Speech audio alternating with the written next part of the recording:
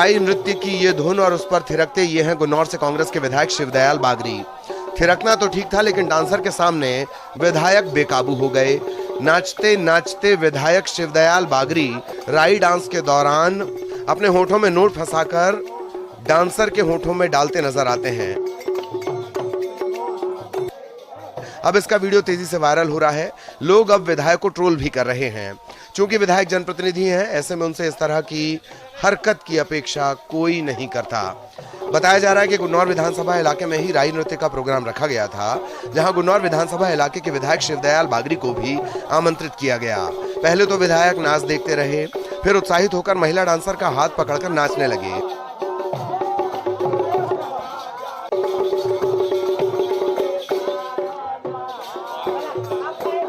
और हद तो तब हो गई जब विधायक जी ने होठों से नोट पकड़कर महिला को दिया।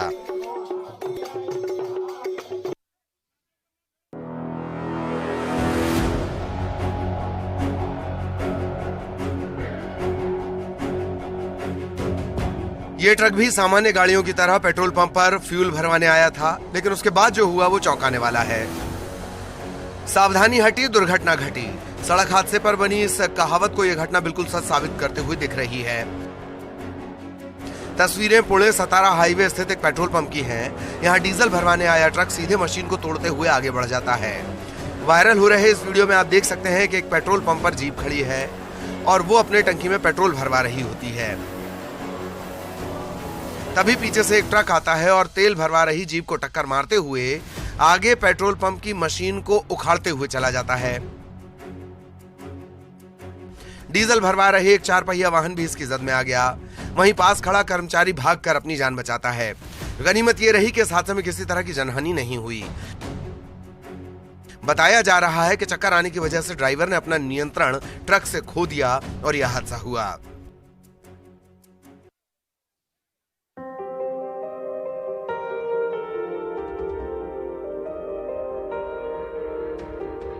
एक गोदाम जो काफी समय से बंद था, अब वहां किसी का आना जाना नहीं होता था। तभी अचानक एक दिन गोदाम का दरवाजा खुलता है और किसान किसी काम से अंदर दाखिल होता है, लेकिन अंदर दाखिल होते ही किसान के पांव ठिठक जाते हैं।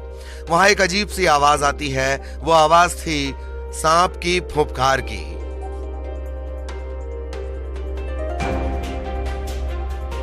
ये वाकया मध्य प्रदेश के आगरमालवा जिले का है। किसान ने बड़ी सावधानी से कबाड़ को इधर उधर खिसकाया। इसके बाद उसने जो देखा उसके हाथ पांव फूल गए। कबाड़ में नाग नागिन छिपे हुए थे। इसकी खबर गांव में आग की तरह फैल गई। सभी लोग इन्हें देखने के लिए पहुंच गए। वहीं नाग नागिन एक दूसरे से लिपटे रहे और अलग नहीं हुए। सांपों की इस जोड़ी का वीडियो जमकर वायरल हो रहा है।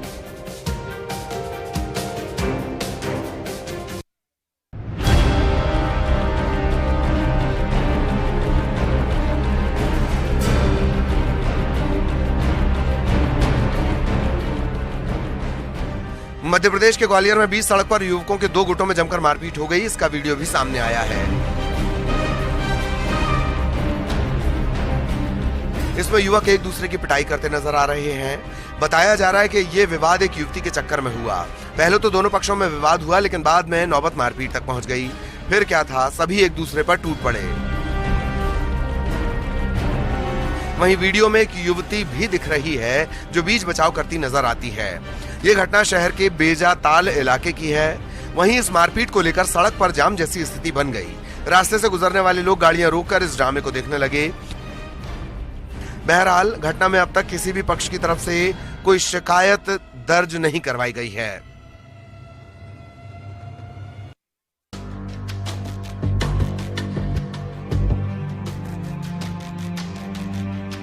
फौज की वर्दी में चोर। चौंके नहीं, ये तस्वीर इसकी गवाही है। छत्तीसगढ़ के धमतरी जिले के कोतवाली थाना इलाके में पड़ने वाला एक गैराज का नजारा, जहां पहले सब शांत लगा, तभी अचानक सीसीटीवी की निगाह में एक शख्स आता है। फौज की वर्दी पहने, टोपी लगाए, एक नजर देखने से लगता है हवलदार होगा, सुरक्षाकर्मी होगा, लेकिन जनाब ऐसा नहीं है। दरअसल ये एक चोर है जो यहाँ चोरी के मकसद से आया। उसने चोरी की वारदात को अंजाम दिया। घटना सीसीटीवी कैमरे में रिकॉर्ड हो गई। नहीं तो इस वाकये पर कोई भरोसा भी नहीं करता। आपको ये जानकर भी हैरानी होगी कि इस गैराज से चोर को कुछ भी नहीं मिला, तो शायद झल्लाहट में चोर दुकान का ताला अपने साथ ले गया। ये राज अब इस चोर के पकड़े जाने के बाद ही खुलेगा कि आखिर वर्दी में चोरी करने के पीछे की वजह क्या थी। फिलहाल इस मामले के कोतवाली पुलिस द्वारा जांच की जा रही है।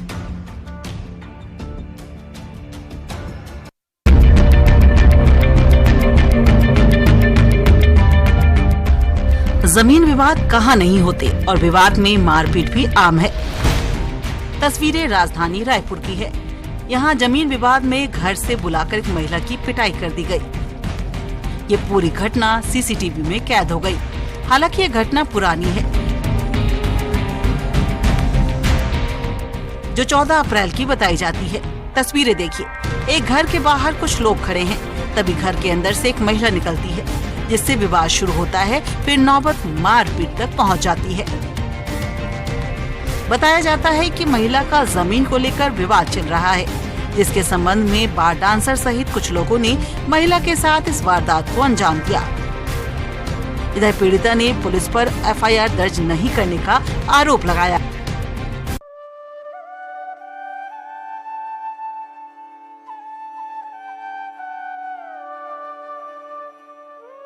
पवन पुत्र हनुमान जी कलयुग में सबसे ज्यादा जागृत और साक्षात देव हैं। उनके पूजा अर्चना और नाम लेने मात्र से ही कष्टों का निवारण हो जाता है।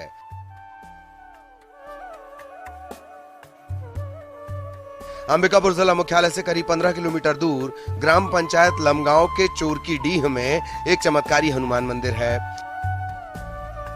कहते हैं यहाँ हनुमान जी के दर्शन मात्र से सारे कष्ट दूर हो जाते हैं। बजरंगबली के दर्शन के लिए दूर दूर से श्रद्धालु यहाँ पहुंचते हैं। ग्रामीण बताते हैं कि पहले हनुमान जी की प्रतिमा एक पेड़ के तने के बीच थी। तब तक इनकी ख्याति के बारे में आसपास के ही कुछ लोग जानते थे। साल 1982 में अमरकंटक से महात्मा त्रिवेणी दास लमगांव पहुंचे। उन्होंने यहाँ भीमसेन आश्रम की स्थापना की। फिर साल 1995 में हनुमान जी की प्रतिमा को तने से निकालकर मंदिर में स्थापित किया गया। ग्रामीण कहते हैं कि ये प्रतिमा सालों साल बढ़ रही है। कहा जाता है कि पेड़ से निकाले जाने के वक्त प्रतिमा की ऊंचाई 1 फीट थी, जो अब बढ़कर 4 फीट की हो चुकी है। खास तौर पर शनिवार और मंगलवार को श्रद्धालुओं का सैलाब यहां उमड़ता है।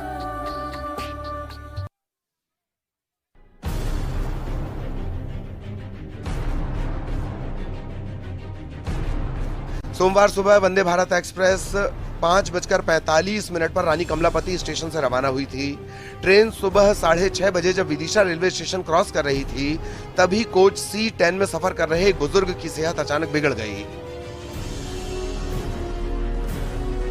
तुरंत ही ट्रेन में बतौर यात्री सफर कर रहे 2 डॉक्टर्स को बुलाकर बुजुर्ग की मेडिकल जांच करवाई गई। मामले की गंभीरता को देखते हुए यात्री को बीना स्टेशन पर उतारकर अस्पताल पहुंचाया गया। आपको बता दें कि मेडिकल इमरजेंसी के चलते ट्रेन को बीना स्टेशन पर रोका गया, फिर उन्हें अस्पताल पहुंचाया गया। ये घटना रानी कमलापति रेलवे स्टेशन से चलकर हजरत निजामुद्दीन जाने वाली वंदे भारत एक्सप्रेस की है। प्राथमिक उपचार देने वाले डॉक्टर ने बताया कि बुजुर्ग को माइनर हार्ट अटैक आया था। ट्रेन में तैनात आरपीएफ के जवान, सहयोगी और वॉइस कॉलिंग सिस्टम की भूमिका के चलते बुजुर्ग की जान बच गई।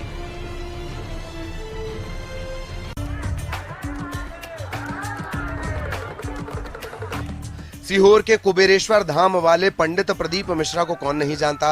जहां भी उनकी कथा का आयोजन होता है, श्रद्धालुओं का सैलाब उमड़ पड़ता है। छत्तीसगढ़ के भिलाई में भी प्रदीप मिश्रा की शिव महापुराण कथा का आयोजन किया गया है।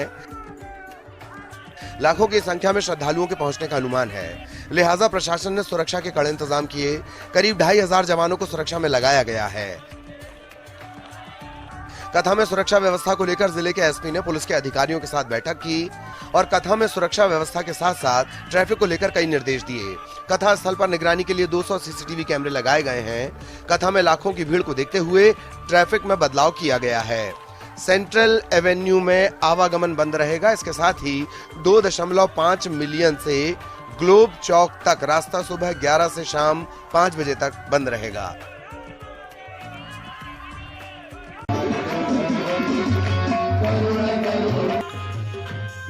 कहते हैं जब मन में किसी को लेकर विश्वास हो, मन किसी के प्रति संकल्पित हो जाए, ईश्वर से आस्था अगाध हो जाए, तो धर्म जात पात कुछ मायने नहीं रखता। मध्य प्रदेश के भिंड से एक ऐसी तस्वीर सामने आई है जहां आजाद खान नाम के एक शख्स ने पहले नमाज अदा की, फिर भागवत कथा का आयोजन करवाया। दरअसल कुछ समय पहले आजाद खान के परिवार में सब कुछ ठीक नहीं था। फिर वो पंडित सुनील कृष्ण शास्त्री के संपर्क में आए और उन्होंने हनुमान जी की आराधना के लिए कहा। इसके बाद उनके घर में खुशहाली आई। आजाद खान ने 22 अप्रैल से 29 अप्रैल तक भागवत कथा का आयोजन किया। तस्वीरों में देख सकते हैं कि भागवत कथा को सुनने के लिए मुस्लिम भाई बहनों की भारी भीड़ पहुंची है।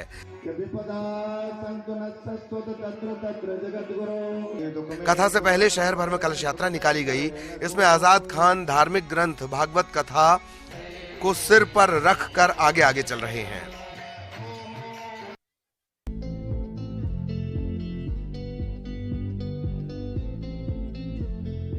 घर वालों के चेहरे खिल उठे, एक दूसरे को मिठाइयां खिलाई जा रही हैं, आंखों में सफलता झलक रही है। हो भी क्यों ना, बेटे ने बड़ी कामयाबी की बुलंदी हासिल की है। सफलता की ये कहानी छत्तीसगढ़ के बस्तर की है। यहाँ के आकाश ने यूपीएससी द्वारा आयोजित परीक्षा में परचम लहराया है। आकाश ने रक्षा मंत्रालय के director general of quality assurance department में असिस्टेंट इंजीनियर की परीक्षा क्वालिफाई कर ली। अब आकाश राव असिस्टेंट इंजीनियर के पद पर पदस्थ होंगे। सालों की मेहनत, घंटों की पढ़ाई अब रंग लाई है। इस सफलता का श्रेय आकाश ने अपने माता पिता को दिया है।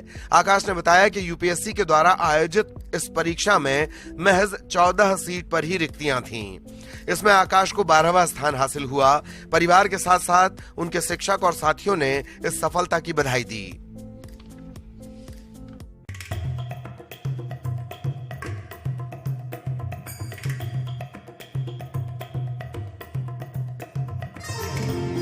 शिव पुराण में भगवान शिव के 12 ज्योतिर्लिंगों का उल्लेख मिलता है, जहां शिव स्वयं प्रकट हुए हैं। इन्हीं में से एक है बाबा केदारनाथ का धाम, केदारनाथ। उत्तराखंड में हिमालय पर्वत की गोद में स्थित केदारनाथ धाम के कपाट 25 अप्रैल 2023 को खुल गए।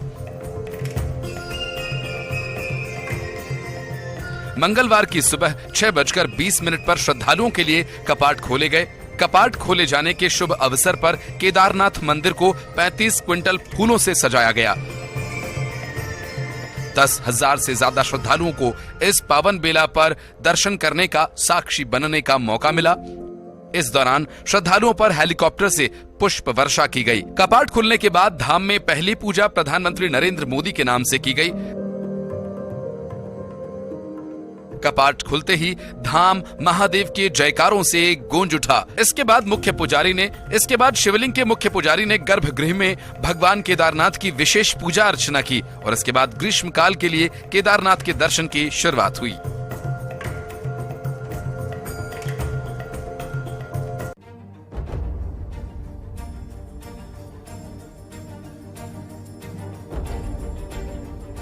सरकार की महत्वाकांक्षी योजना जल जीवन हरियाली, इसे सफल बनाने के लिए सरकार पानी की तरह पैसे बहा रही है, लेकिन जमीनी स्तर पर लापरवाही ऐसी कि योजना भ्रष्टाचार की भेंट चढ़ रही है। तस्वीरें छत्तीसगढ़ के गौरेला पेंड्रा मरवाही जिले की हैं। जिले के तेंदुमुड़ा, कटरा, उषाढ़, करहनी, धनपुर, ठाड़पथरा, केवची, पूटा, बस्ती बगरा और रटगा समेत कई गांवों में जल संकट है। हैंडपंप और कुएं में पानी सूख चुका है। ग्रामीण या तो टैंकर के भरोसे हैं या फिर नदी नाले से पानी पीने को मजबूर हैं। योजना में घटिया क्वालिटी के पाइपलाइन और टोटी लगाई गई है। कुछ गांवों में नल चालू भी किए गए हैं तो नल की टोटी टूटी हुई है तो कहीं पाइपलाइन ही फूट गई।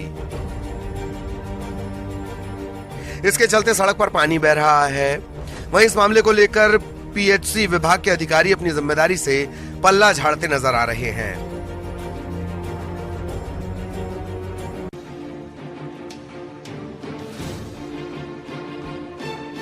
छत्तीसगढ़ में रेल यात्रियों की मुसीबतें कम होने के बजाय बढ़ती जा रही हैं। एक तरफ अलग अलग कारणों से आए दिन ट्रेनों के कैंसिल होने के चलते यात्री परेशान थे ही, अब ट्रेनों के रूट बदल दिए जा रहे हैं। यह अलग बात है कि इस कदम से जहां कई इलाकों के लोगों को असुविधा होगी तो कई इलाकों के लिए राहत की बात। रायपुर से कटनी जाने वाली कई रेलगाड़ियां बिलासपुर रेलवे स्टेशन न जाकर उसलापुर रेलवे स्टेशन पर रुकते हुए कटनी जाएंगी। बिलासपुर रेलवे स्टेशन पर बढ़ते यातायात दबाव के चलते रेलवे ने यह निर्णय लिया है। बिलासपुर के सिटी स्टेशन के रूप में उसलापुर स्टेशन को डेवलप करने का काम किया जा रहा है। दुर्ग भोपाल दुर्ग अमरकंटक एक्सप्रेस, छपरा दुर्ग छपरा सारनाथ एक्सप्रेस, दुर्ग निजामुद्दीन दुर्ग संपर्क क्रांति एक्सप्रेस, दुर्ग जम्मू तवी दुर्ग एक्सप्रेस को बिलासपुर स्टेशन की जगह उसलापुर स्टेशन पर रोकने का फैसला लिया गया है। वहीं इन ट्रेनों को सीधा बिलासपुर स्टेशन में पहुंचाए बिना ही उसलापुर से आगे के लिए रवाना कर दिया जाएगा।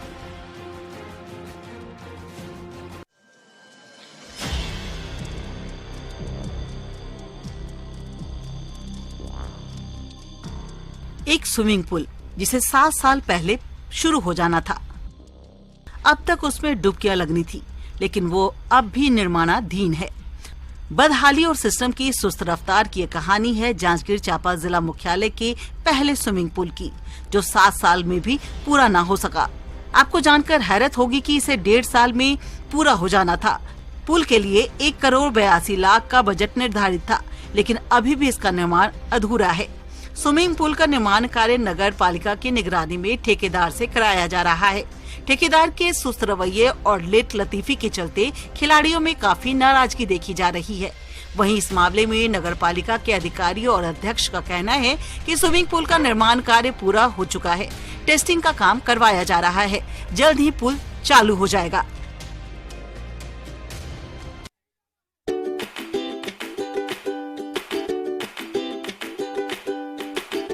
आमतौर पर हाथियों का रंग काला होता है, इसीलिए आपने जितने भी हाथी देखे होंगे काले होंगे। आपने जितने हाथियों की फोटो भी देखी होगी वो भी काले रंग के हाथी ही होंगे, लेकिन इस हाथी का रंग सफेद है, बिल्कुल इंद्र देवता के वाहन ऐरावत की तरह।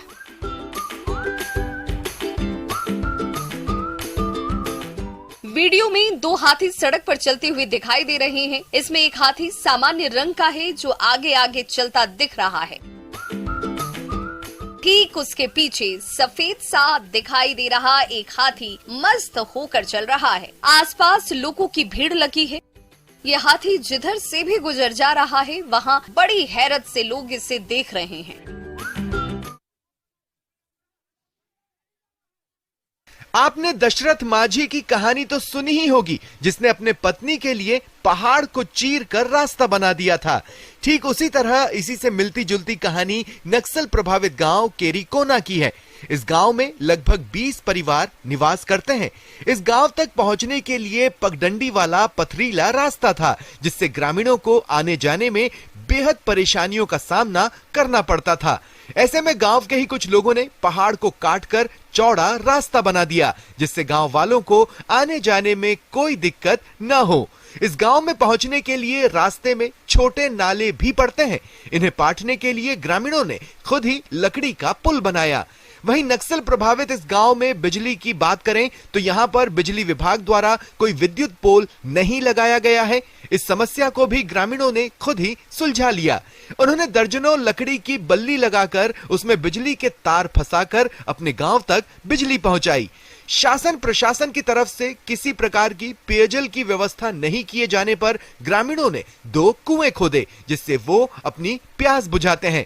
ग्रामीणों की मांग है कि सरकार उनकी सुध ले और गांव में मूलभूत सुविधाएं पहुंचाने के साथ ही विकास के कुछ काम करवाए, क्योंकि उनके द्वारा किए गए काम अस्थायी हैं और इनसे कभी भी हादसा हो सकता है।